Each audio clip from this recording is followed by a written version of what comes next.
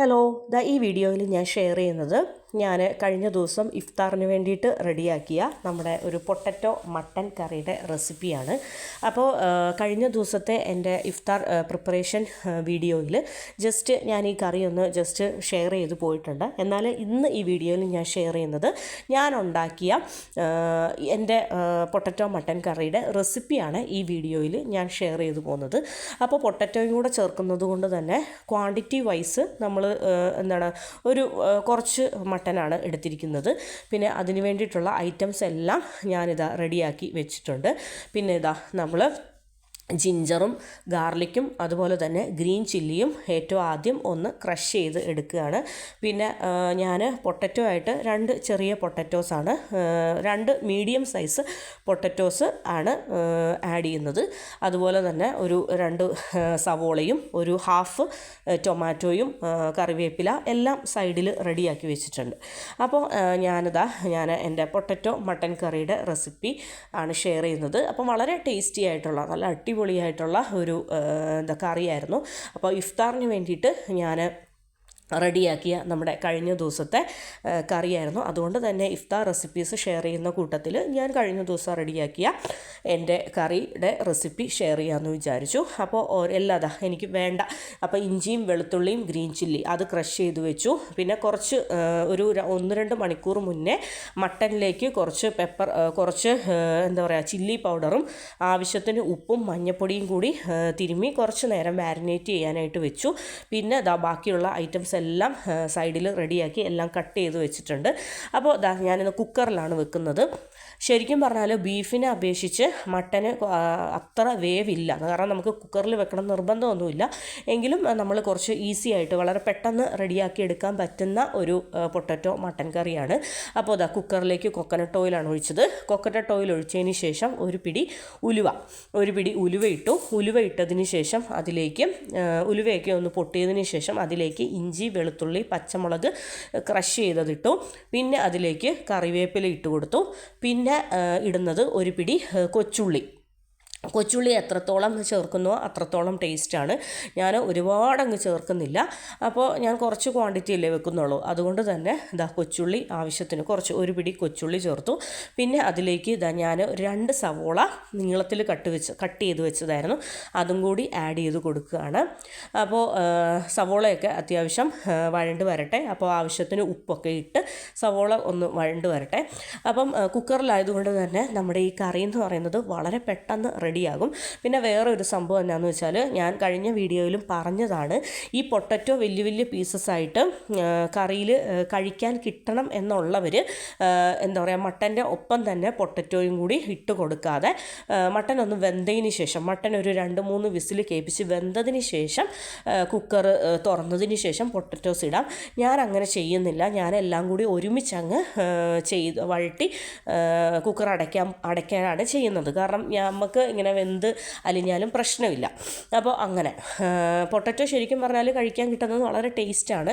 അപ്പോൾ ഇങ്ങനെ വെന്താലും കുഴപ്പമില്ല എന്നുള്ളത് കൊണ്ട് ഞാൻ ഈ കൂടെ തന്നെ പൊട്ടറ്റോസും ഇട്ട് കൊടുക്കുകയാണ്.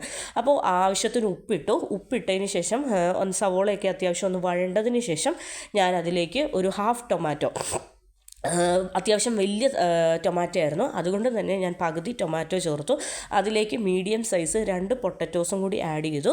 അത് നന്നായിട്ടൊന്ന് കുറച്ച് നേരം വഴറ്റിയതിന് ശേഷം ഞാൻ പൊടികളായിട്ട് മുളക് പൊടിയും മല്ലിപ്പൊടിയും മഞ്ഞൾപ്പൊടി പെരിഞ്ജീരകപ്പൊടി ഗരം മസാല പൊടി ഇത്രയും പൊടികൾ ചേർത്ത് പൊടികളുടെ പച്ചമണമൊക്കെ ഒന്ന് മാറുന്നത് വരെ നന്നായിട്ട് ലോ ഫ്ലെയിമിലിട്ട് ഒന്ന് വഴറ്റി എടുത്തു.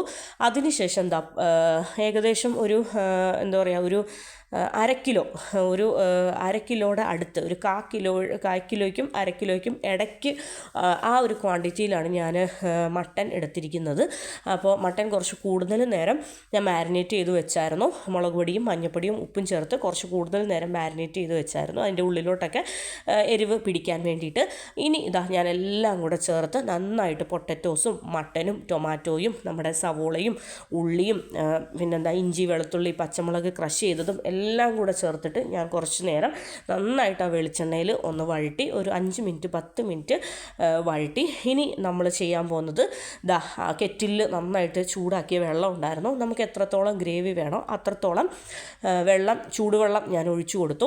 അപ്പോൾ ഇപ്പോഴും ഞാൻ പറയുന്നത് പൊട്ടറ്റോസ് എന്ന് പറയുന്നത് നമുക്ക് എപ്പോൾ പൊട്ടറ്റോസ് ഇടണം എന്നുള്ളത് നമ്മുടെ ഇഷ്ടമാണ്. ഞാനിപ്പോൾ ഇനിഷ്യൽ സ്റ്റേജിൽ തന്നെ പൊട്ടറ്റോസ് ആഡ് ചെയ്യുകയാണ്. നമുക്ക് ഞാൻ പറഞ്ഞ പോലെ മട്ടൻ ഒന്ന് വെന്തതിന് ശേഷം ഒന്ന് ഹാഫ് കുക്ക് ആയതിനു ശേഷം പൊട്ടറ്റോസ് ആഡ് ചെയ്ത് കൊടുത്താൽ പൊട്ടറ്റോസ് വലിയ വലിയ പീസസ് ആയിട്ട് നമുക്ക് എന്താണ് അപ്പത്തിനാണേലും പത്തിരിക്കൊക്കെ ആണെങ്കിലും എടുത്ത് കഴിക്കാൻ പറ്റും, ചോറിനാണെങ്കിലും എല്ലാം എടുത്ത് കഴിക്കാൻ പറ്റും. അത് വേറൊരു ടേസ്റ്റാണ്. ഇത് നമുക്ക് ഞാൻ പറഞ്ഞല്ലോ ഇക്കാക്കൊക്കെ പൊട്ടറ്റോസ് വലിയ പീസായിട്ട് കിടക്കുന്ന വലിയ താല്പര്യമില്ലാത്തത് കൊണ്ട് ഞാനതങ്ങ് ആദ്യമേ തന്നെ അങ്ങ് നന്നായിട്ട് വേവിക്കുകയാണ്. അപ്പോൾ ലാസ്റ്റ് ഇതാ നമ്മുടെ എന്താ പറയുക മട്ടൻ കറി. എങ്കിലും ഇതിൽ പീസസ് ഉണ്ട് കേട്ടോ. പൊട്ടറ്റോസ് ഞാൻ അത്യാവശ്യം വലിയ പീസായിട്ട് കട്ട് ചെയ്തിട്ടത് കൊണ്ട് തന്നെ ഇതാ മട്ടൻ നന്നായിട്ട് വെന്തതിന് ശേഷം നമ്മുടെ പൊട്ടറ്റോസ് കാണാൻ കിട്ടുന്നുണ്ട്. എന്നാൽ ചെറിയ പീസസ് ആയിട്ടുള്ള പൊട്ടറ്റോസൊക്കെ ഒന്ന് വെന്ത് കലങ്ങുകയും വലുതായിട്ടുള്ള പീസസൊക്കെ കിടക്കുകയും ചെയ്യുന്നുണ്ട്.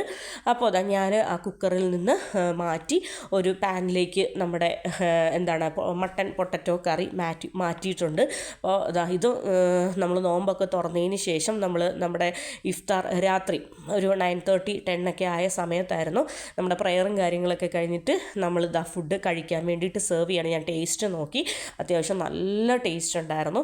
അപ്പം നമ്മുടെ വെൽ കുക്കായിട്ടുണ്ടായിരുന്നു. മട്ടൻ ആണെങ്കിലും അത്യാവശ്യം വെൽ കുക്കായിട്ടുണ്ടായിരുന്നു. അപ്പോൾ ഇവിടെ നിന്ന് കിട്ടുന്ന മട്ടൻ എന്ന് പറയുന്നത് ഒരുപാട് വേവ് ഉള്ളതല്ല, കുഴപ്പമില്ലാത്ത ഒരു വേവായിട്ട് എനിക്ക് തോന്നിയിട്ടുണ്ട്. എന്നാൽ ബീഫ് വിത്ത് ബോണും അതുപോലെ തന്നെ ബീഫിനൊക്കെയാണ് കുറച്ചും കൂടെ വേവുള്ളതായിട്ട് എനിക്ക് തോന്നുന്നത്. അപ്പോൾ വളരെ അടിപൊളിയായിട്ടുള്ള ഒരു സെമി ഗ്രേവി കൺസിസ്റ്റൻസിയാണ്. ഞാൻ ഒന്നാമത് കറികൾ വെക്കുമ്പോൾ സെമി ഗ്രേവി ആയിട്ടാണ് വെക്കാറ്. പിന്നെ പൊട്ടറ്റോസും കൂടെ ഇന്ന് ആഡ് ചെയ്തത് കൊണ്ട് കുറച്ചും കൂടെ ഒരു റിച്ച് ഫീൽ കിട്ടിയിട്ടുണ്ട്.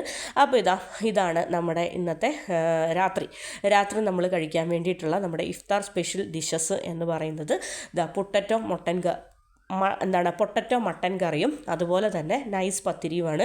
അപ്പോൾ പൊട്ടറ്റോ ഒക്കെ ചേർത്തിട്ടുള്ള മട്ടൻ കറി ആയതുകൊണ്ട് തന്നെ ഞാൻ തേങ്ങാപ്പാൽ താളിച്ചതോ കാര്യങ്ങളോ ഒന്നും എടുത്തിട്ടില്ല. നമ്മൾ നോർമലി മട്ടൻ കറി വെക്കുമ്പോഴാണ് കൂടുതലായിട്ടും തേങ്ങാപ്പാൽ താളിച്ചത് പത്തിരിയുടെ കൂടെ എടുക്കാറ്. അപ്പോൾ ഇതെന്ന് പറയുന്നത് വേറെ ഒരു ടേസ്റ്റാണ്. അപ്പോൾ കഴിഞ്ഞ ദിവസത്തെ എൻ്റെ മട്ടൻ കറി എന്ന് പറയുന്നത് ഞാൻ എല്ലാവർക്കും ഷെയർ ചെയ്തിട്ടുണ്ടായിരുന്നു. അപ്പോൾ ആ ഒരു റെസിപ്പി കാണാത്തവർ ചെന്ന് കാണുക. ഇതെന്ന് പറയുന്നത് വേറെ ഒരു രീതിയിൽ ഞാൻ വെച്ചതാണ്. ഉള്ളിയും അതുപോലെ തന്നെ പൊട്ടറ്റോസൊക്കെ ആഡ് ചെയ്തിട്ട് വേറെ ടേസ്റ്റ്, എക്സ്ട്രീംലി വേറെ ഒരു ടേസ്റ്റായിട്ടുള്ള വേറെ ഒരു കറിയാണ് ഞാൻ വെച്ചിരിക്കുന്നത്. അപ്പോൾ നമ്മുടെ ഫുഡ് കഴിക്കാനുള്ള ടൈം ആയിട്ടുണ്ട്. അപ്പോൾ എനിക്ക് കഴിക്കാനുള്ള നൈസ് പത്തിരിയും അതുപോലെ തന്നെ മട്ടൻ കറിയും മട്ടനും അതുപോലെ തന്നെ പൊട്ടറ്റോ പീസസും എല്ലാം കൂടി ഞാൻ പ്ലേറ്റിലേക്ക് വിളമ്പുകയാണ്. വളരെ ടേസ്റ്റി ആയിട്ടുള്ള നല്ല അടിപൊളിയായിട്ടുള്ള വളരെ ഡിലീഷ്യസ് ആയിട്ടുള്ള ഒരു കറിയായിരുന്നു. അപ്പോൾ മട്ടനും അതുപോലെ തന്നെ ബീഫും ചിക്കനും എല്ലാം പൊട്ടറ്റോസൊക്കെ ഇട്ട് ഒന്ന് വെച്ച് നോക്കുക, അത് വേറെ ഒരു ടേസ്റ്റാണ്. അപ്പോൾ എൻ്റെ വീഡിയോ എല്ലാവർക്കും ഇഷ്ടപ്പെട്ടെന്ന് വിചാരിക്കുന്നു. അപ്പോൾ ഇഷ്ടപ്പെട്ടെങ്കിൽ എൻ്റെ വീഡിയോ ഒന്ന് കാണുക, റെസിപ്പി ഫോളോ ചെയ്യുക. അപ്പോൾ ഇത്രയൊക്കെ ഉള്ളൂ. അപ്പോൾ അടുത്ത ദിവസം അടുത്ത വീഡിയോ ആയിട്ട് ഞാൻ വരുന്നതായിരിക്കും. അപ്പോൾ താങ്ക് യു ഫോർ വാച്ചിങ്.